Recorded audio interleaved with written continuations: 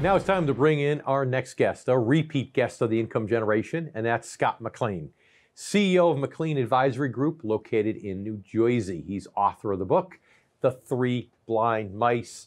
Scotty, it's great to have you back, man. Thanks, Davey. I appreciate it. Thanks. Hey, Scott. You're welcome. You're welcome. Nice to chat with you today. Glad you're on the show. Hey, listen, we're talking about passive income today. And so tell us, in your experiences in New Jersey with your customer base, do they sleep easier at night knowing they've got income coming in without them doing anything?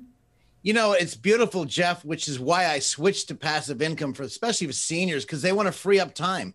They want to enjoy their families, their wives, their kids, their grandkids, and not having to struggle so hard to work for money, but they can enjoy an income they don't have to really worry about. They can worry if they want. That's human nature, but a nice stream of income to have do what you want, when you want, and control your own destiny versus having to work and have your work control you. Big deal. It's a big deal.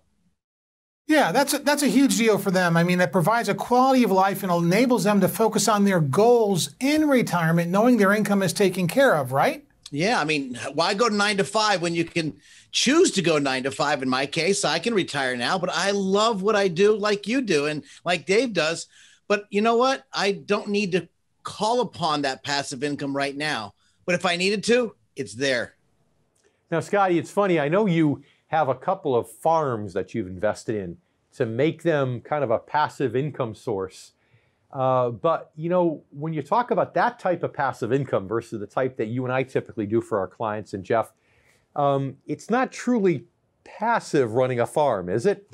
No, Dave, you got to shovel the enjoyment. You can get brand new fertilizer. You can resell if you wish to, but it's work.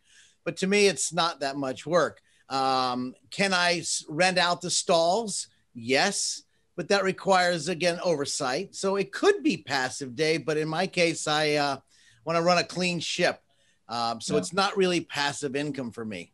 I talked about your Truro story just a moment ago. T-U-R-O. Where you rented a car and it wasn't a great experience. It was a little beaten up, but I was thinking, gosh, you got all these 20-year-old pickup trucks sitting around the farm that, you know, smell like manure. You could rent one of those out when you retire, right? I could do that very easily, Dave. They're wonderful trucks. They run well. Why buy a new one when I don't need to?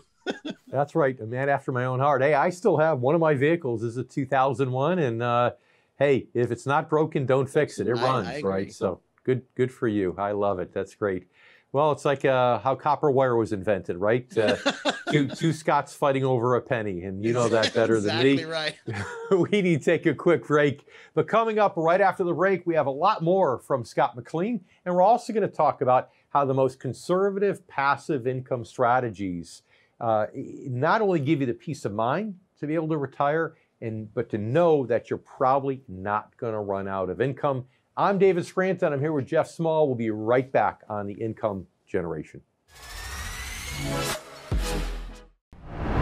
Welcome back to the show. I'm Jeff Small with Dave Scranton and our good friend and special guest, Scotty McLean, all the way from New Jersey. And Scotty, why don't you tell us, since we're talking about passive income, what type of vehicles you utilize to create that income and that peace of mind structure for the customers that you work with?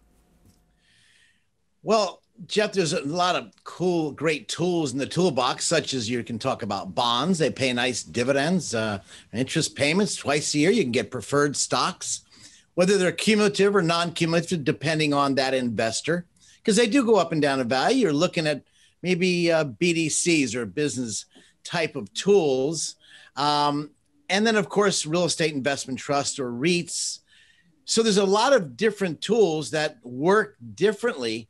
But the beautiness, Jeff, is not just buying the right tool for your viewers, because you're going to run out and go to the Walmart and buy himself a nice passive dividend income tool. Well, they could buy the wrong type. So it depends, again, of the risk level. Each one have different risk levels. But I do enjoy watching the dividends come in. It's like a lottery. The check keeps coming in. And assuming the companies are strong, well, that's a great tool. So an investor, Scotty, really can't do that themselves. That sounds pretty sophisticated to me. Jeff, they can do it themselves, but it would be like Well, painting the walls with one arm, your arm's going to get tired after a while, or you could make a mistake. Very dangerous to try to do it yourself unless you really study up on it, Jeff. I don't want to say they can't. I want to say they probably could, but they could make some huge mistakes and then throw their hands up and say, I'm done. And then they could catch themselves like a knife falling. Not a good choice. Yeah, and you wouldn't, I tell a doctor is never going to do surgery on himself, even though he knows how to do it. And the same thing is true here. The problem with retirement, as you know, is that, of course, once you retire, most people don't want to become unretired. So you got one shot of getting it right. In your book, Three Blind Mice, you talk about the attorney, the accountant, and how they need to coordinate with the financial advisor. And gosh, with the new threat of these increased tax brackets, huge. I've got to tell you, your book is perfectly timed because there's not a more important time for the accountants and the financial advisor to be talking. So go get your copy of The Three Blind Mice, written by Scotty McLean. Scott, thanks so much for being back with us. Thanks so much.